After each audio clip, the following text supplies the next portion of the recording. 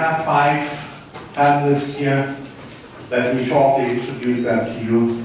Irina Magrinova from Russia, Jon Hans Kötzer from Spain. No, Jon Hans is there, okay. Enric Burwitz, sorry the lady, Enric Burwitz. We have Fabienne Rollandin from Switzerland. And we have already at the mic Irina Bachtina.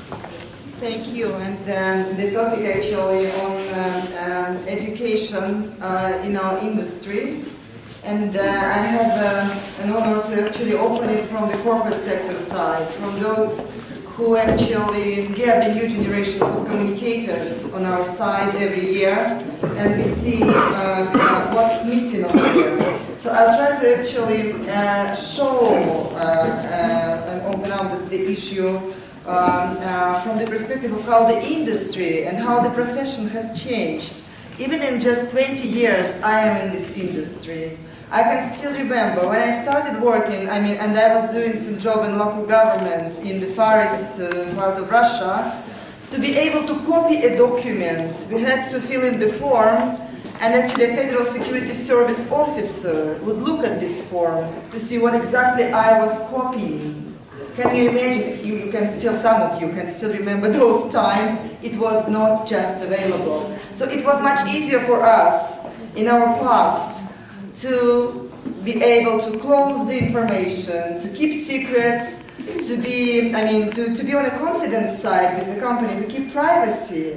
We could actually tell our employees at some point in time, maybe 10 years ago, in a town hall meeting with the chairman, please switch off your mobile phones, and nobody had cameras on it, almost nobody, and you don't use photo, in our factories. We could prevent this spread of information, and it was completely different set of capabilities at that point in time.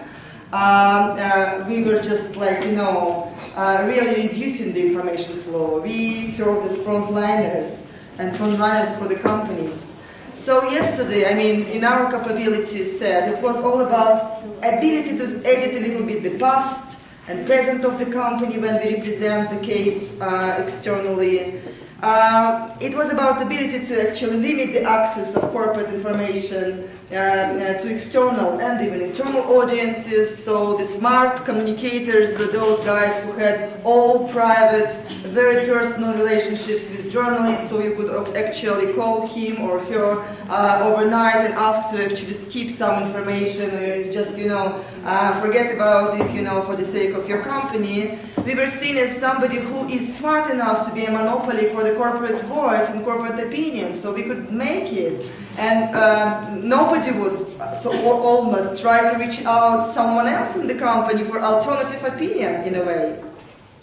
So, and it was actually easy for us to be that way. And we were seen mostly as the executional arm of integrated marketing communication. So we're accountable for corporate brand. And again, if you look at this Russian professional standard, which Stanislav Naumov presented yesterday, I am very open, I am very skeptical about this document. Because, the standard mostly sort of, screenshots what is the past of the profession, what we have by the moment. And it's difficult to say it actually deals with our future. It's difficult to say it actually even mentioned influence in this document, by the way. So you can try to find, I didn't find any mention in the headlines in terms of the influence and power which communicators have to have tomorrow to be able to influence, the way the organization evolves and develops.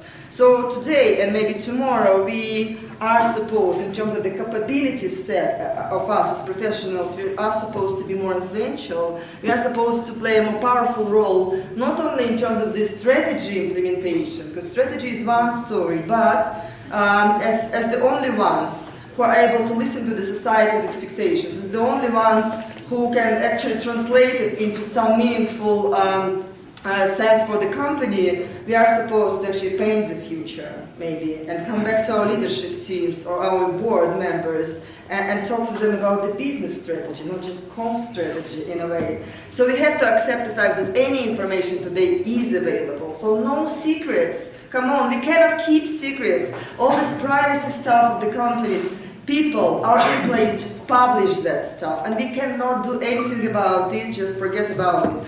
So we also, I mean, we have to be smart enough to channel those various opinions and various voices, those employees who were just mentioned in Ali's presentation as really powerful ambassadors to the wider audiences. And indeed, we are supposed to be an integral part of strategic leadership. So my challenge to the rest of the panel would be how these guys in education, institutions actually can help us with this set of capabilities, instead of just the standardized set of, like, media relations, external affairs, stakeholder management. We know all of them. How we really prepare today the new generation of communicators who are able to do that. I'll just bring you a couple of illustrations of some cases where we can see how it all is reflected in the practices by CEOs of the companies, chief executive officers, people who really believe they are the great communicators in most cases, and very often they don't even ask for advice. They are real faces of the companies themselves. So, for example, that's all. I mean, apologies. It's mostly Russian examples. I was pulling them together, being able to just analyze the emotional context behind it. But you see, the guy is a new CEO, let's say, or chief, general manager of a regional branch of the top telecommunication company in Russia. The company which positions itself as the most innovative, most advanced, and for the young people. Look at the picture. What is this? I actually posted on Facebook to the lady who did this interview. Interview is perfectly standardized, stereotypical set of messages, corporate messages, which you can put any picture, any face, and any headline on it, and any CEO will do the same. It's nothing in it for me. I am not their audience, by the way. But I can hardly believe anybody from, young generation could be attracted by this standard set of messaging in a top daily newspaper. But even the picture, I asked her, the press secretary, why the hell you put such a boring thing? He's lonely in this room. Why he sits in this room with a really sad face? What is this? Where is this emotion coming? Where are his consumers? He's scared. I can see it. He is scared. It's new role. He's really defensive. When Dr. Singer... No, but this is the CEO. He is supposed to sell us the confidence that he knows what he's bloody hell doing in here. Now, I have some few examples from more experienced CEOs, and all of them. Some of them, like, Victoria Mars or Irene Rosenfeld, admirable female leaders for FMCG companies. But if you look at, if you just compare, it's also stereotypical. It's standardized presidential way to present a corporate CEO. And all the messages start, I didn't have time to translate, but it all starts with we, us, mostly. Yeah, we, us. We are in the business not for money. That's what Victoria Mars says, not for bucks and cents. We in Hermes, don't do anything for money. That's another headline. We added $25 billion capitalization, says Irene Rosenfeld. What an attracting, amazing headline for me to start reading it. Why? Of course I will read because we are competitors, but I'm just thinking about readership of this newspaper. Jan Dunning, actually from local retailers, says we definitely will know, are you on a diet or not? He's in a food retailer or whatever retailer. And yes, we work to see smiles on your faces. What a standard way to actually try to attract your readership. And yes, our priority is quality, not quantity. Lovely. All of them sit in rooms, all of them almost, or at the tables, behind the tables, like defensive again. And that's the message which they communicate mostly. And we know from the theory of communication, most of readership just do the picture and the headline, and nobody, it's very rare that people really go into the text. And that's the message which they're sending across. Now, this is a really funny case. This is a local personal care brand producer and owner, genius guy. And the interview, I read it 100% from A to Z. The whole interview, it's completely controversial story, and the picture as well. So the guy actually openly told all his secrets. I don't know, is it a good thing or a bad thing? It's just another extreme. So he completely told about his losses last year, what his margins, what P&L looks like. He was not supposed to do that, but I can tell you from a Facebook reaction and response to that interview, we know that people loved it. His consumers loved it at all. I'm seeing you approaching. Is it my time? Now, this guy is also a genius guy, a really great entrepreneur and serial entrepreneur who actually did the biggest, fastest growing retailer in Russia, Mr. Galitskin. He's our partner, of course. And he was speaking at Skolkovo, the business school, the other day. So many controversial messages. He was really authentic. He is himself. But some of the messages, like for example, nobody in my organization is smarter than me, posed some questions, right? In terms of the employer brand, I can hardly imagine young people really wanting to join his organization because it's already clear who is the smartest guy on the planet, on Magnet planet. So for me, again, where is this limit for authenticity? Maybe authenticity needs to be, maybe the person needs to grow up also a little bit in his authenticity to be able to understand what is the, what is the outcomes. We talked about outcomes. What is the consequences of these messages being thrown into the audiences today? And again, I can hardly imagine anybody advised or consulted him on this. I don't know if they have any comms office or service in Magnet, to be honest. So it's actually his. And just few pictures of how they look like when they are exiting the business, and are they made to go actually. Like ex-top manager of Diageo, who is under threat to be arrested, etc., etc. So again, we can all imagine what is the pressure on their shoulders, of course. But that's where, again, comms people are not around again. It's the last moment in their career, in most cases, but somehow comms people are not around to advise. So just very quickly, we heard it from Davos, from the World Economic Forum here this year. What is the top 10 skills and how they look like in 2020? So let's pose the question again to those distinguished colleagues on the panel. How today's education in comms sector, in public relations sector, actually addresses those challenges? Do we really have a focus on this complex problem solving in comms area, okay? Critical thinking and creativity as really top priorities. And three questions I pose, for all of us. Can we actually, and do we have capabilities to, first of all, help our leaders and our target audiences to unlearn all these corporate stereotypes? It's like women in advertising, always housewife, never smart, etc. Okay, same story. CEO in the office, same thing. Very intellectual, rational, not emotional, lonely, maybe defensive.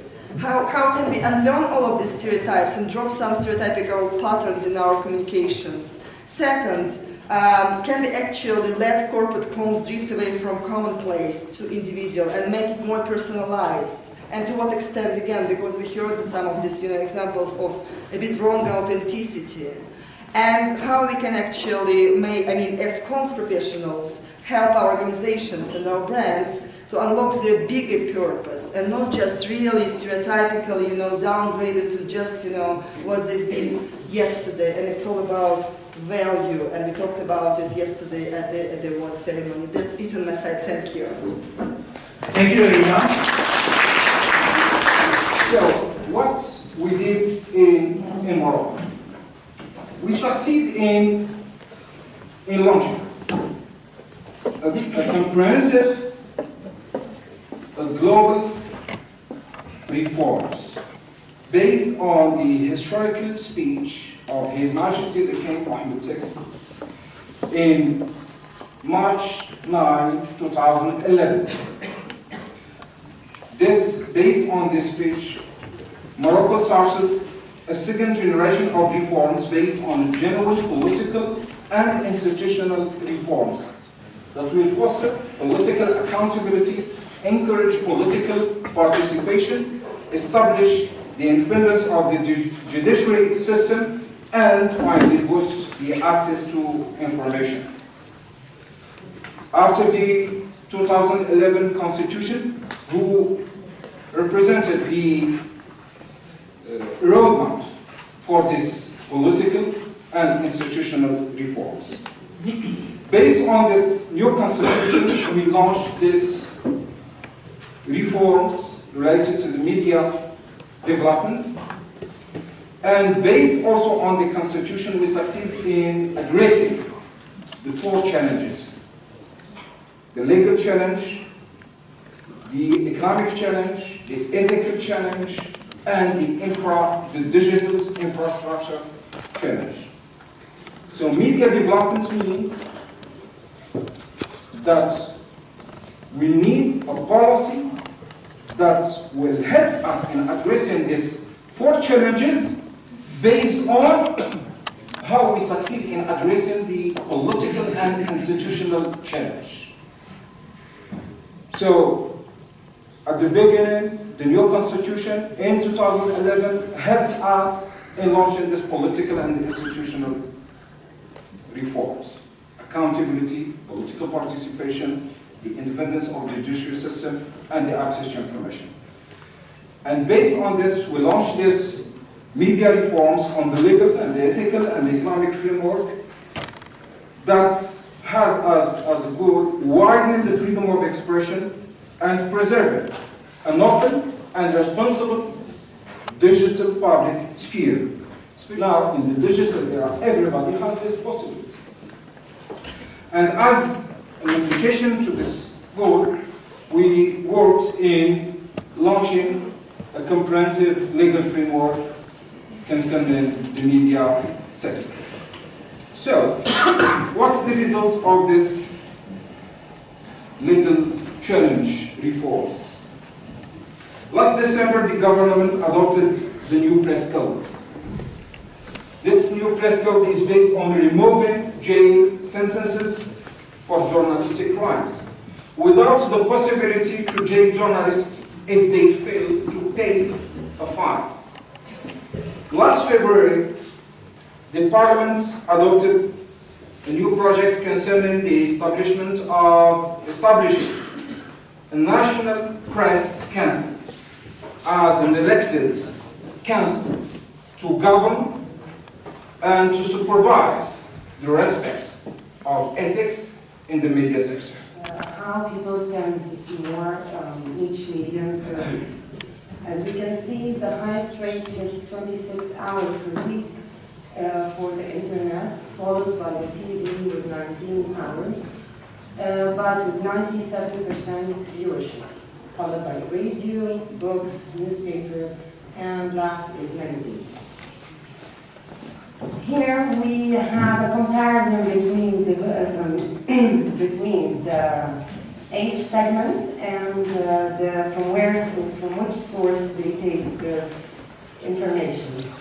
You can see that the young adults from 18 to 24 tend to take their information and news information via social media, internet, news apps, while the adults from 45 and above take their information, still take their information from newspaper, TV, and radio. The highest rate for the TV, 86%. Talking about our media, we have to see that there's a lot of challenges facing them and limitations. Of course, the first one is bureaucracy, lack of speed, inability to provide reporters with news. Here is the people perception, the perception of people to the quality of their own country media. As we can see here, in the last 2 years, people perceive their own country media declined in all the country except Lebanon and UAE with a slight increase. So let's enter into the core of my presentation, which is the relation between media and business. Of course, it jumps into our mind, the two main pillars, which us, as communication experts, we supply the media with 50% of their print and 15% of their broadcast. And the other main pillar for all of us is advertising. They give us an awareness for our products and services, and we give them profits. Talking more into details about the advertisement, here is the current and forecasted demand in the Arab media for advertisement, with a total increase of 6.5%. And if you see here, the newspaper, it was in 2014, 31% already started to decline to 29% in 2015. 29% in 2015. And it anticipated to go down to 19% by 2019. And the flourishing of the digital one from 10% and then jumped 2% in 2015, forecasted to double by 2019, 20%. Okay, any relation has its positivity and negativity. The positivity, of course, we talked before about the two pillars, which is a win-win situation. What happens when it's negative? As much in the new leverage of sustainable business and communications, and when I was actually taking this team, in the region, and really considering how we gonna sort of, develop a strategy and how we're gonna talk to local audiences. Of course, a lot of stereotypes pop up, and in fact, when it came to Egypt, for example, we found it really difficult with a local team, professionals who I really trust, to see how we can actually have any coverage of our corporate sort of events. We always heard the stories that, look, it's not a traditional here, we cannot do it, you're not going to have any positive coverage for free. I mean, we never have positive coverage anywhere for free. To be honest, we only can have for free all the negative stuff, which we have a lot as well. But you know what? Apparently, over some time, it appeared that we have much more positive coverage in Egypt nowadays, coming from. I mean, we are bringing people from NGOs and associations, to see our factories, to just talk to our people, to employees, and it works pretty well like everywhere else. So I'm not quite sure to what extent it's a little stereotypes being brought to us, from the local team, and to what extent it's just same way as everywhere else. I can bring you a couple of examples where I find it really even better than anywhere else when it comes to Middle East and North Africa, including in Morocco, and including Egypt and Saudi Arabia and Iran. Just recently we've been there.